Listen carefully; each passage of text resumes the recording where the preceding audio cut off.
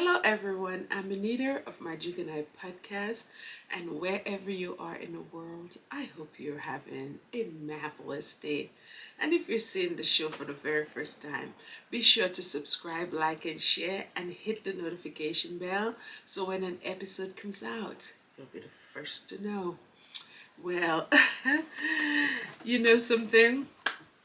I was looking at Harry and Meghan going out to dinner the other day, and I am telling you, Harry looks relaxed, and Meghan, as I said, even going back to that infomercial that was done on Instagram, she is glowing, and most importantly, they look unbothered. They look like they're having the time of their life. They are living in California sun.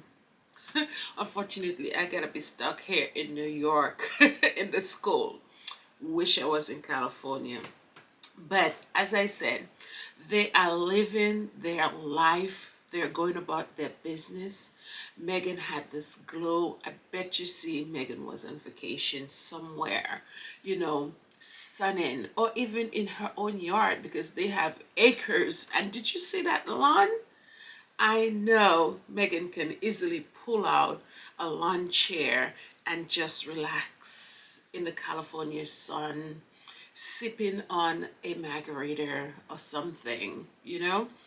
And I just love how they are so unbothered and into themselves and going about their business while the British press is losing their minds wondering how is Meghan doing, and Meghan is clearly showing that her mind is not on them because she has business deals to make, right? And she has, things in the works that we will find out eventually when they're ready to release it, as opposed to how that palace is so leaky that nothing stays there. Everything that whispers, every thought that goes on there eventually makes it to the press. I don't know what the British press has over that royal family. Well, they do have a lot. Let's go back to Diana. They do have a lot on that British royal family. And boy, do I tell you, they are working that monarchy. They have them spilling their guts. They have them giving the tea at any moment. I just cannot understand how a monarchy who's supposed to be the head of state, not only of the United Kingdom, but for other countries as well. You have Australia, you have New Zealand, you have the Commonwealth nations, and these people are in a literal chokehold by the British press. You would think it would be the other way around, but it seems like whatever they got on them, it is not good, and people are afraid that it comes out. So they are just dishing out their private and confidential business. I don't know, it might be a contract, as Harry said, an invisible contract that they have with the British press. Boy, I could never live like this. I would want some private things to myself. I wouldn't want somebody holding something over my head constantly like that, where I cannot even live an independent life. And that's how I feel that those members of the British royal family is living. Well, while you have Harry and Meghan over there in Montecito, the Montecito royals is going about their life, not worrying about what is going to come out today, what is going to come out tomorrow. They're able to keep things under wraps, and they have a lot going on. They have the Archwell Foundation, the non-for-profit organization. They have Archwell Audio, um, the how you call it again, the podcast section where they do audio things, and then you have actual production, the television production side, the movie production side, and I'm sure a lot of things is going on, and they're able to keep that.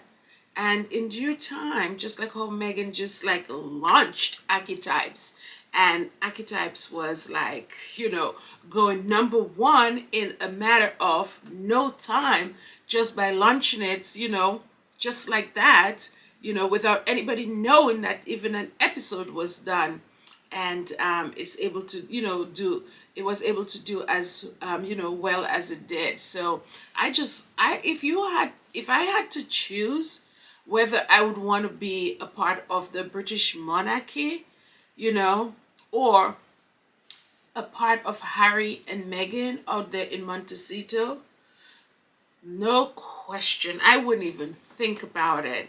I would definitely choose Montecito. That's the type of lifestyle I want, where I am carefree, where I'm living my life, where I'm going out to dinner with my husband, okay, looking all glowing and tan, and my husband is holding my hand, and if I trip, my husband is there to pick me up.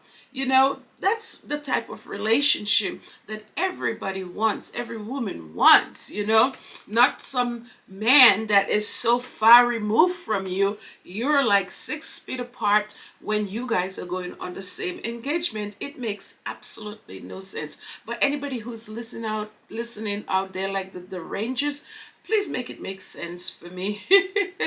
When you have a relationship over there at Adelaide Cottage that seems loveless, okay? The connection is maybe was there in the beginning, or maybe it was forced, which it does look like today. And this, people are there, but looking barely there, or looking like they really don't want to be there. And it seems like the British press is trying to push a love story on us that is that doesn't exist, okay? So it's just amazing how Harry and Meghan can come out and look so fabulous, even though Charles is pulling everything. He's literally throwing the kitchen sink at Harry and Meghan at this point, and they are still unbothered. And one thing I hope is that they do not go to England to that coronation, a conation. I heard somebody said it's a con. It was so funny when I read this in my last video, the comments. I mean, the comments were hilarious, but when I heard the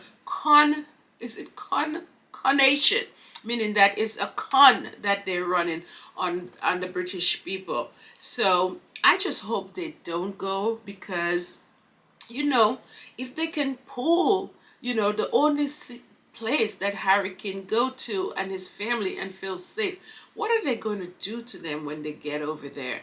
I distinctly remembered when Harry and Meghan went to the Queen's funeral, they were treated poorly. I mean, they people were looking at Meghan and, literally giving her stink faces, like, like Sophie.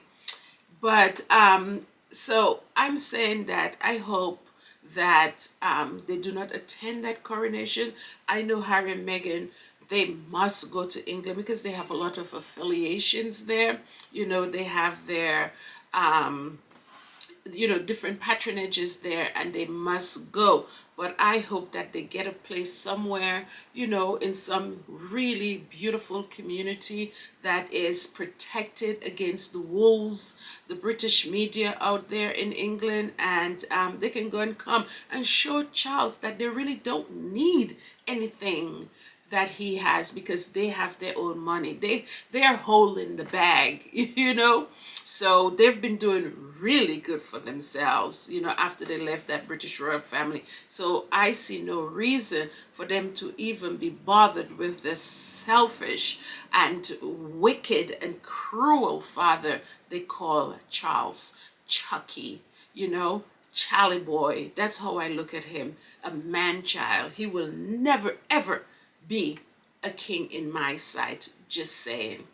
So, anyways, next time I'm going to bring Hannah Mendoza's company to you guys. I think I've read up a lot of about it, and I think it deserves to be by itself, because that company, I could see why Meghan invested in it, because it is really super. It's giving back a lot. It is led by women, and that is right up Meghan's sleeve, and I see why she's connected to it. And it's healthy, and it's, you know, it is well sourced, you know, it is ethical, and so on. So I could see why. But anyways, guys, you guys heard enough from me for now.